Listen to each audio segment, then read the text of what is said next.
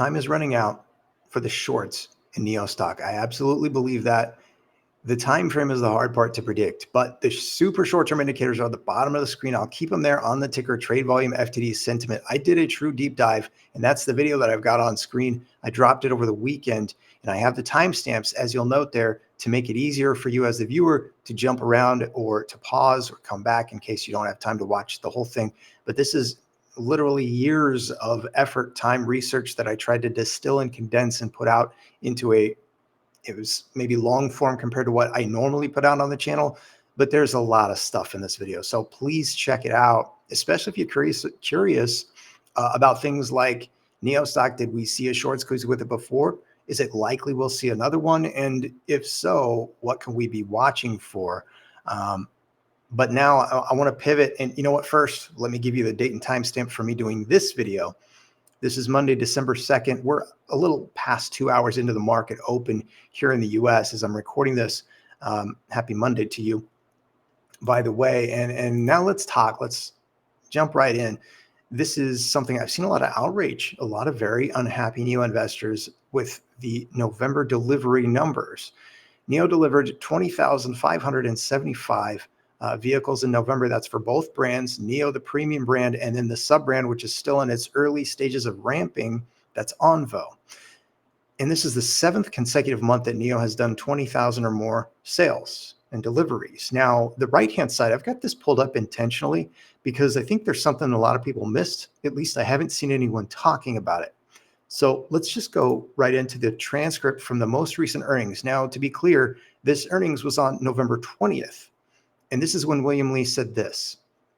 On November 28th, the first NIO house in the MENA region, the Middle East essentially, will open, and our sales and deliveries have already started in the UAE. I don't know if anyone caught that. I was wondering about that because I was kind of curious. While I don't expect there to be, 5,000 number or anything huge like that, I'm just wondering if maybe the November numbers were impacted by sales that actually haven't showed up as deliveries because they're en route. That was just a thought that I had. Again, the dates here, November 20th is when this earnings call was held, and November 28th was when NIO UAE, they did the NIO house opening, but this is a post from the NIO UAE channel from November 15th. So obviously there were things going on, and I actually was curious, so I clicked and looked around on the UAE website for NIO. I did not see any Onvo advertisements or vehicles. It was all NIO. And so I'm thinking, okay, maybe there are a batch, maybe there is a batch where there are some NIO vehicles on the way en route, and maybe those will show up in the December numbers for NIO for the premium brand. Just something to maybe keep in mind. Again, I try and stay in research mode, and I think a lot of people didn't catch that or didn't realize that, they could have sales that just haven't shown up or haven't been delivered yet. Anyway, let me know your thoughts on that.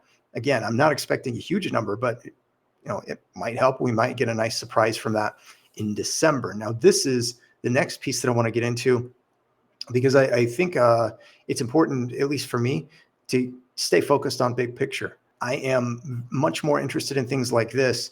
And this is the opening remarks from William Li in the same earnings call, the most recent one that we had here from November 20th. And he says, the NIO brand maintained its position as the top selling brand in China's passenger vehicle segment, and that's for pure battery electric vehicles or BEVs, priced above RMB 300,000, with its market share reaching 48%. NIO has been dominant in this sub-segmented piece of the market, but it is the slowest to move over to pure full battery electric vehicles. And so that means there are a lot more sales and a lot bigger market share that NIO can still take in the future. So I think that ties into part of the strategy right now that NIO and William Li are thinking about and doing with the premium brand, the NIO brand. And I'm curious how it plays out in December. More on that in just a bit.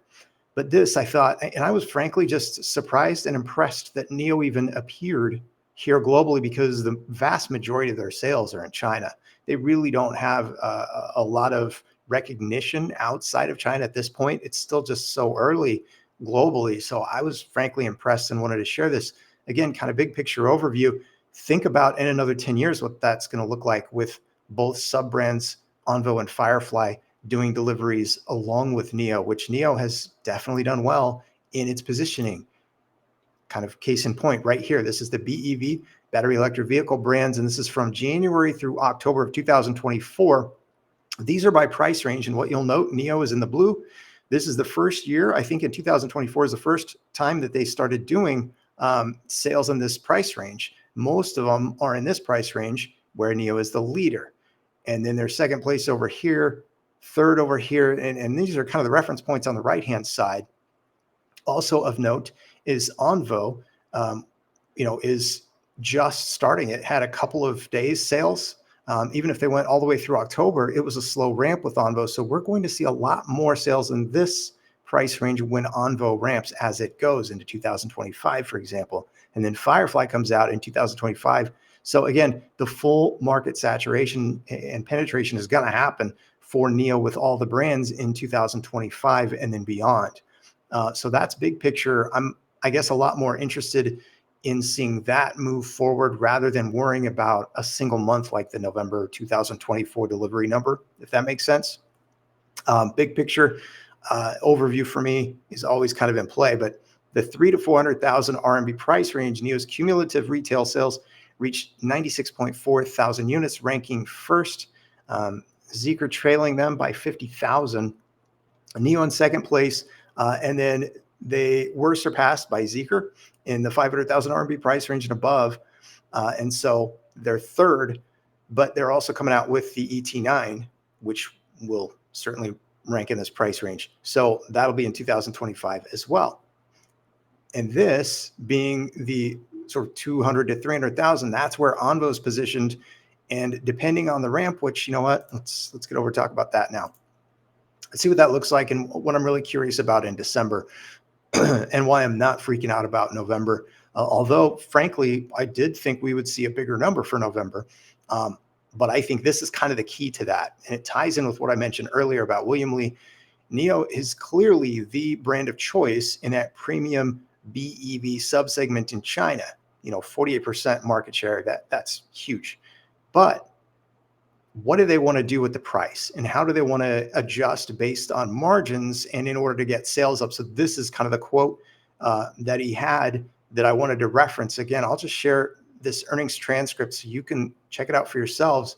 But he's talking about this. And so I'm thinking and wondering if maybe, let's say, for example, if the breakdown for NIO to get to 30,000, they need, I think, more than 30,000 to get their guidance for the month of December, for that fourth quarter guidance to be hit, then the 10,000 we know is the goal for Onvo. If NIO has been delivering 15,000 or better, maybe there's an adjustment that NIO chooses to make in order to get more sales in December. I don't know. That's one of the things just in mind. I'm curious how this plays out, but I think part of what's happening is William Li is tracking all of this and trying to make these decisions and adjust on the fly as they need to. The other side of that is maybe Onvo comes in with a lot more than 10,000. I don't know, but I'm just curious to see how it all plays out. Now, this is also in mind because the Onvo CEO has been very bold about this 10,000 unit delivery in December. And so I'm just kind of thinking, okay, they should have an idea where they're at. And by the way, I don't know how many people are aware of it. I brought it up several times. I'm not going to show you the transcript. I'll link the transcripts. You can find it on your own. But in the last two transcripts, the last two quarter earnings, NIO's William Li has talked about how good the technology is for Onvo. And so I think the ramp being slower is because of things like this, the coconut, which he specifically referenced as part of the Onvo intelligence system. The tech play that NIO has, I think, is significantly unrecognized or under-recognized at this point. And I think Onvo is going to help push that forward. And I think this is the supply chain side, and the tech being so good with Onvo is the real reason, as William Li kind of referenced several times in those last earnings calls, being the reason that they were taking it slower with that ramp. I think that makes a lot of sense.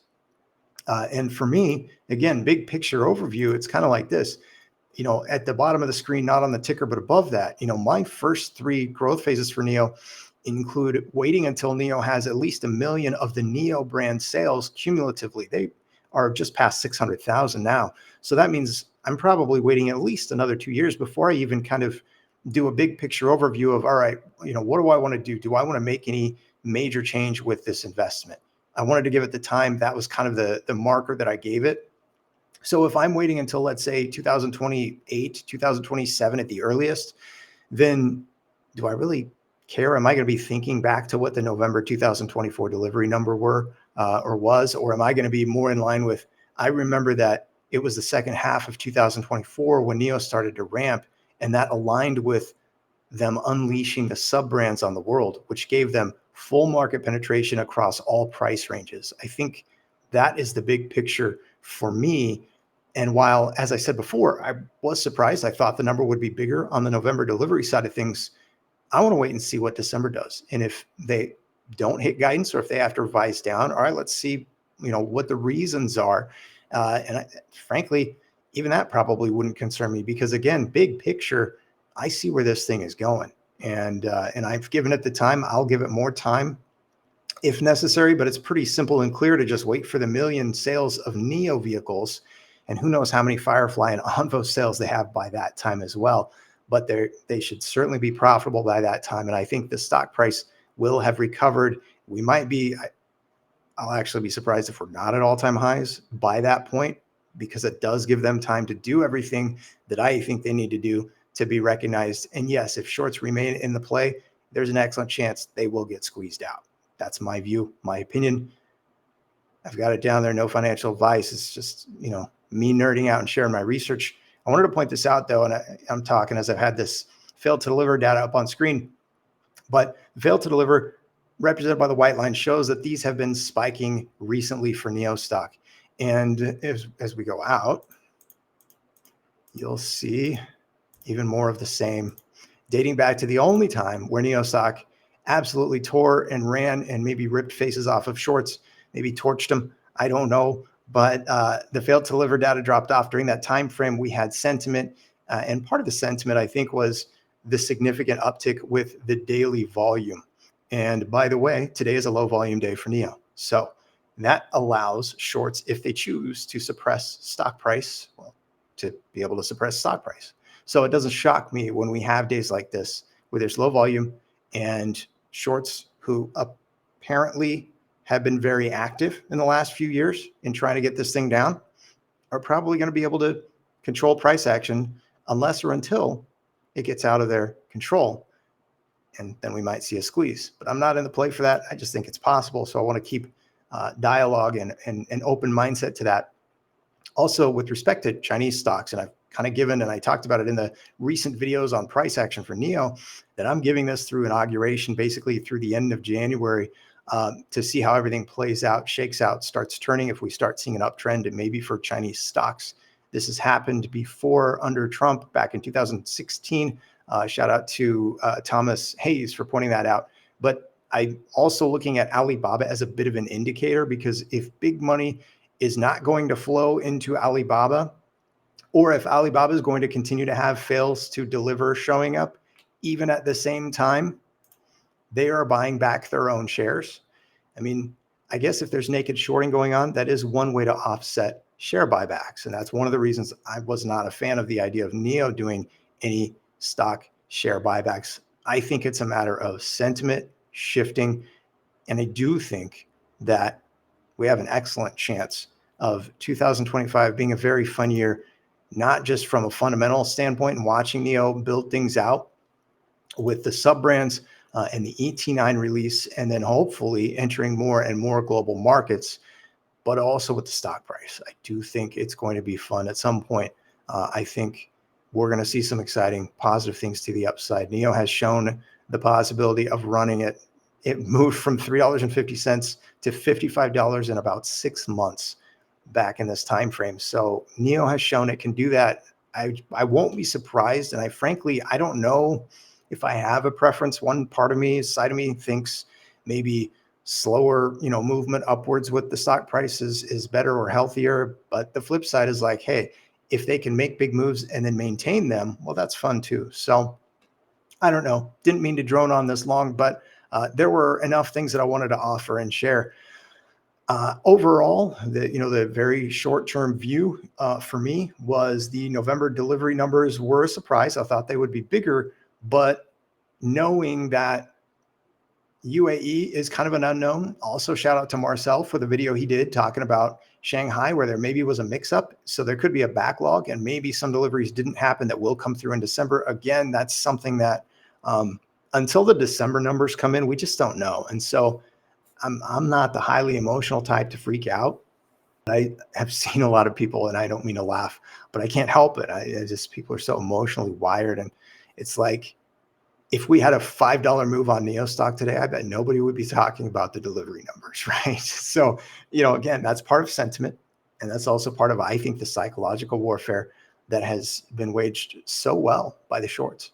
But long term, I'm just not worried. I'm excited. So anyway, thanks for sticking around to the end. If you, in fact, did watch to the end, have a great day. And I'll be back with more content before you know it. We'll see y'all again very soon.